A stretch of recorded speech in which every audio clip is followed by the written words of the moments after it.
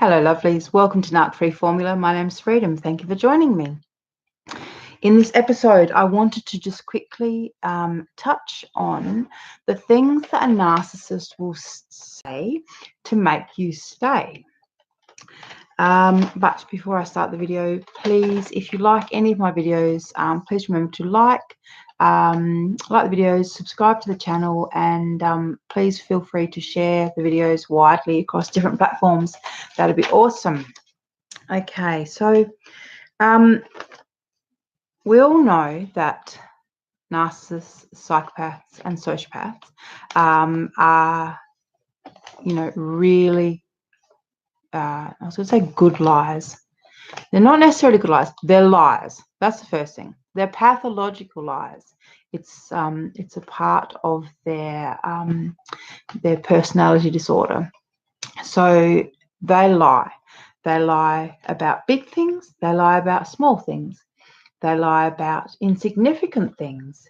They lie for a whole range of different reasons. But at the end of it all, it's always about maintaining a situation where they are in control and maintaining supply and fuel. So just say you've caught them out cheating, or some evidence has come to light and you've realized that they are not who you think they are. Most non-people, would confront their partner to try and talk about it and resolve the matter, to see if that, if it could be resolved. This is probably the worst thing that you could ever actually do with a narcissist, because, as I mentioned in previous videos, all you're really doing is allowing the narcissist the opportunity to lie to you some more and damage you some more. So, I don't recommend trying to talk to them about anything. And I'm sure you've already tried to talk to them anyhow. It's not, I can't imagine. Most people don't just up and leave the narcissist at, the first sight of, trouble. Most of us try some more, try even harder, try a whole lot of different things, try it again, have a break, come back, have a break, come back. So, I think you all know that talking to the narcissist is probably not going to get you anywhere, because this is the kind of thing that you're going to hear. So first of all, remember, they're really good with putting on their masks. So this is when they will usually they start off being kind of apologetic. They know that you want to hear that they're sorry. So they will usually say that they're sorry. They don't mean it. They're just saying, it's just words. Narcissists, psychopaths, sociopaths are never sorry. Everything they do is deliberate. And they don't care if they hurt you. In fact, a lot of the time, what they are doing is to hurt you, because they're getting fuel from hurting you. The tears, the accusations, the fighting, lots of yummy, yummy fuel if you're a narcissist. So anyhow, the lies that will come out will be things like, I'm all alone in this world. Like, you are my only family. My family were assholes. I don't speak to them. They kicked me out of home at a really young age. Or, some tragic story, but it doesn't matter what the story is about the family. The underlying theme is the same thing, and that is this: I am all alone. You are my only family, and if you leave me, I don't think I can make it in this world. If you leave me, I think I might just kill myself, because I just can't go on without you. I'm so alone without you. And the reason that narcissists say this is because you're a human being, and they know you're a human, right? Human beings have compassion and empathy for people, and especially for people who are alone, who feel abandoned. That plays to all of our individual abandonment issues, our issues around being alone, around our family, whatever our issues with our family are, that kind of storyline plays directly to our own injuries. And that is why they do it. So when they're sitting there crying about how you are the only person that can save them because you are family, ask yourself this: why is it that there is no one else around them? A logical person, you see, because they're relying on the fact that you're going to get all emotional because they're crying, and they usually play this tough macho man or whatever, so them crying is a bit of a big deal. So they're relying on the fact that you're going to be kind of bamboozled by the tears, and that you're not actually going to be thinking logically. But let's just imagine you were thinking logically. What you would ask yourself is, why doesn't he actually have anyone except me? Most people have someone, whether it be friends, family, co-workers, neighbors, someone that they can talk to, turn to, ask for help from. The reason he doesn't have anyone, and the reason that he's also alone in this world, is because he's a narcissist, psychopath, or sociopath, and he has treated every single person who has tried to help him like shit. He's taken advantage of them all. He's manipulated, lied, and conned every single person who was dumb enough to love, trust, or help him. The narcs, psychopaths, and sociopaths are the ones that bite the hand that feed them. And then they run around telling everyone that, oh, no one's, I don't have anyone, everyone's treated me so badly. When in actual fact, they've been helped, they've been loved, they've been given everything, and they fucked it all up, and they pissed it all away, and they took advantage of every single person that loved them. That's why they are alone. They're not alone because, poor little things, so innocent, so sweet.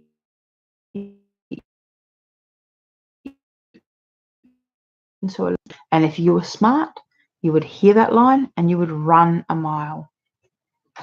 All right. This is the reason that they do this, right, is they rely on the goodness in people. They know that you don't want to see harm happening to them or anyone else, right? Because you're a genuine human being with genuine emotions, and as human beings, we're pretty predictable. So, i.e., they know if they cry that we'll forget about being mean, we'll stop being on the attack, we won't accuse them anymore, we'll be soft, we'll be gentle, we'll try and help. They're so highly manipulative. And that is where all of this stems from, this manipulation. So, as I said, he'll say he's all alone in the world.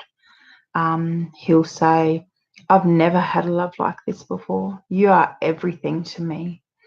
All of the women that came before you, they meant nothing to me. Like, you're the real deal. This is it. This is my big true love, my one big true love. You're it. You're everything. All right? How many women do you reckon have heard that before you? Once again, if you could sit back and just have some critical thinking going on, you would ask yourself, is it really possible that a man his age could not have had love before? Is that really possible?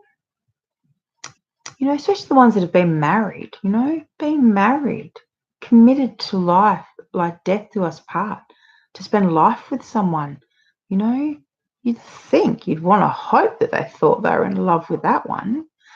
So that kind of thing is highly suspect. It's not true. It's a line. It's the thing that they tell women, basically, to manipulate them. If you're trying to leave, they want you to stay. This is what they're going to tell you. This is the lines. All right. Another line that they will use is, it's the drugs that made me do it. As I said, they will use drugs, other women. They basically will use anything to excuse their own behavior. And if they've been caught out, it doesn't matter if you've just caught them out cheating, if you've caught them out lying, if you've found out, something about their past, like no matter what it is. Well, the first thing, as I said, the first thing they do is they'll deny it. The second thing they do, if you keep proceeding on with evidence, is that they will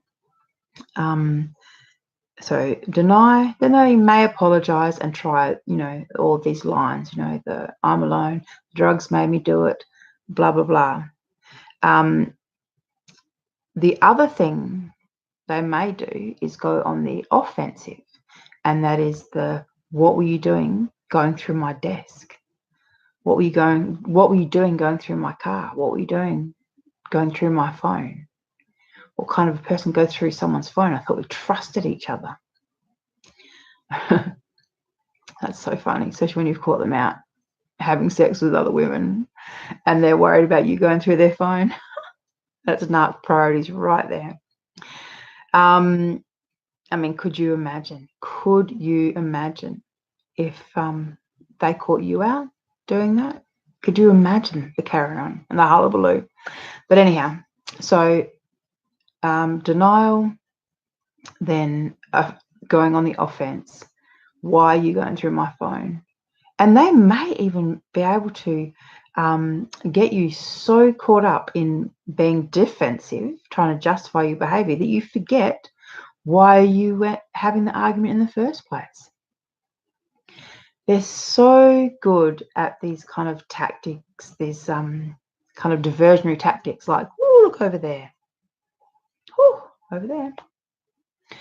And just when you were thinking about something else, it's back again. It's gone, They've been mastering this stuff. This is their craft. This is how they live.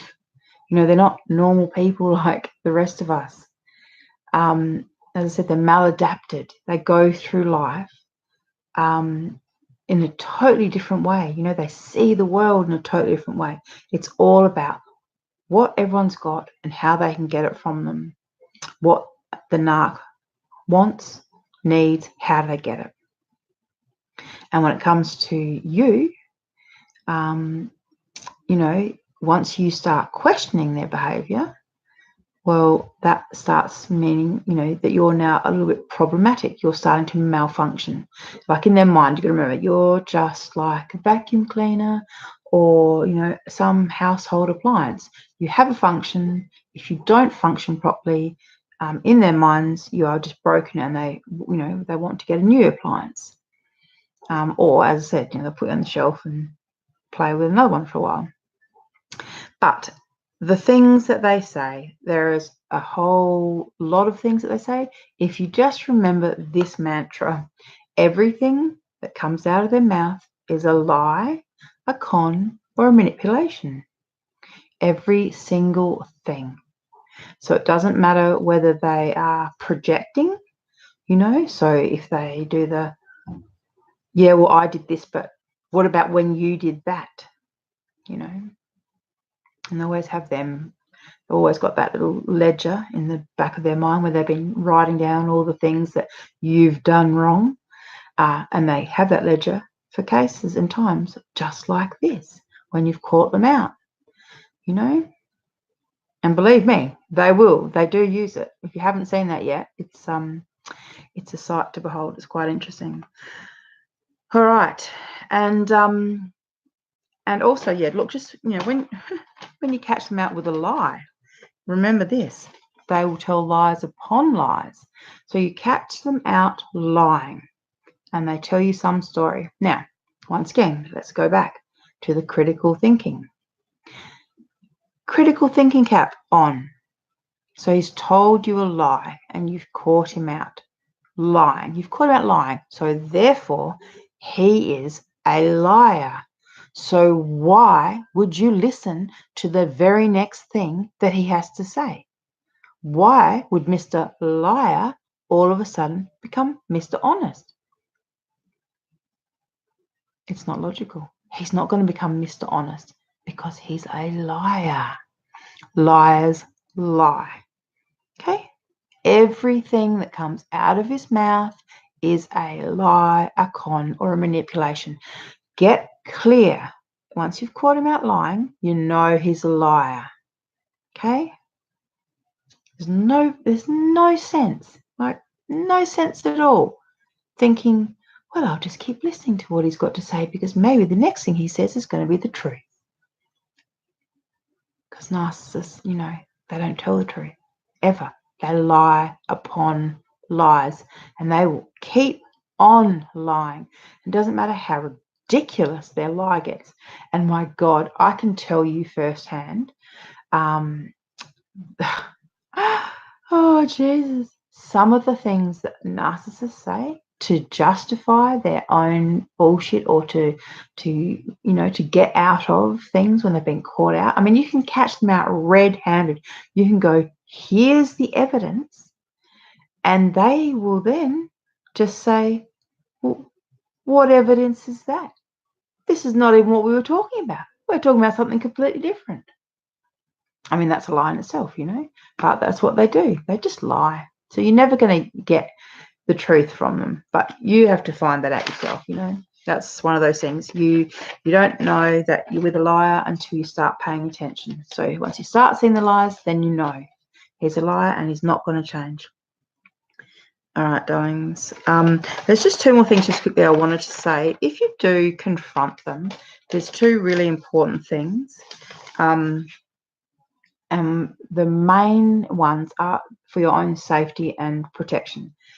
Often narcs, psychopaths and sociopaths will try and goad you into acting out, either violently or, causing some scene. So by you yelling, that allows them to yell.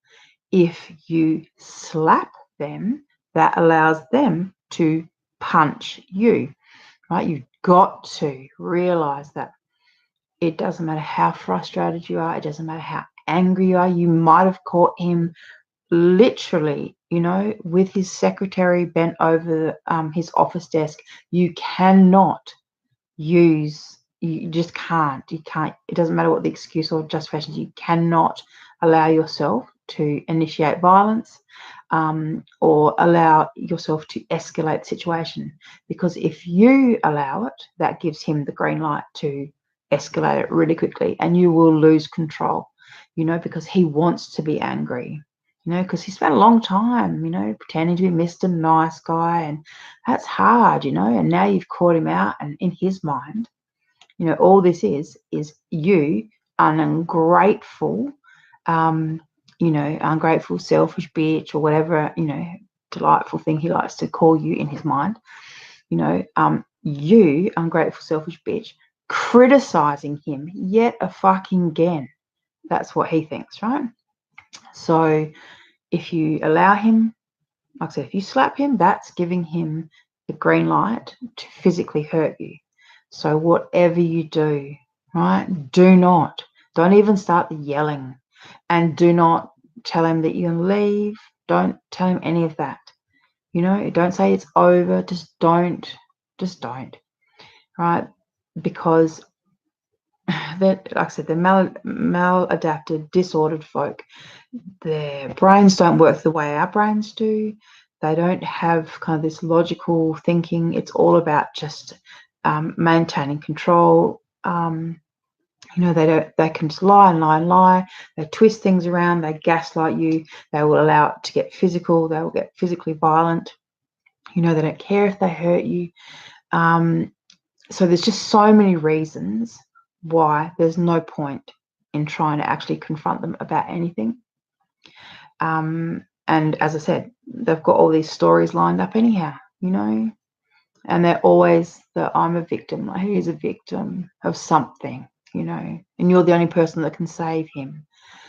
And when that stuff doesn't work, what usually kind of comes next is the threats, about, oh, well, if you're going to go, then I'll destroy you and I'll take the children. You'll be broke and you'll be begging for me for money, or, you'll be turning tricks. That's a nice one, a delightful one that my ex used to say. And that is the PG version of what I used to actually say. But anyhow, so, you know, so they will go to being abusive, and they're doing that to try and obviously put you in a state of fear, because, you know, when you're scared, you're easier to control. So, yeah, look, there's no point in talking to them if you've got evidence, you know. As I said, if you know that they're a narcissist, psychopath, or sociopath, you need to just start getting an exit strategy in place. Don't waste another 10 years of your life. Don't waste another year of your life, you know, because the thing is, you know, for some people, you know, spending another year or 5 years can literally mean, you know, losing their life at the hands of the one, you know, who's supposed to love them till death do you part and all the rest of it. Okay, these blokes are dangerous. They don't like losing. They don't like losing control. They don't like people escaping them. You know, your narc property, you're supposed to be, you know, they're the one who's supposed to abandon you or drop you or dump you. You know, you're not supposed to leave them. They don't like that. That, you know, that fucks with their head. It confuses them. It makes them feel powerless, you know, and it makes them angry, creates a narc injury. So remember that when with a narc injury, you know, a little, you know, you might have done just the littlest thing, but in their mind, it's huge and the punishment will be huge. So just be careful is all I'm saying. I think as people, the more people realize, you know, what they're actually dealing with, the more people start to see that they are at risk. This is not a game. These blokes are dangerous. They are predators and they are con men. It's not love. It's never been love, and it's never gonna be love. You know, you're never going back to the love bombing, you know, what it was like in the early days. That's over, you know, that's well and truly over. That act is never coming back. So it's time to let it go. You know, move on to bigger and better things. There are some beautiful people in the world, but, you know, you're not going to find a beautiful man or a beautiful partner if you stay with a narcissist. You know, and that is the bottom line. If you want to be happy, you're going to need to let go of, you know, the man who's holding you down. Just let it go. Walk away. Get away safe. Start a new life for yourself. Because it's nice out here being narc free. All right, lovelies. Hope I didn't scare you. Well, I hope I scared you a little bit, but not too much, you know. As I said, they're dangerous. Let's not pretend. Okay, bye.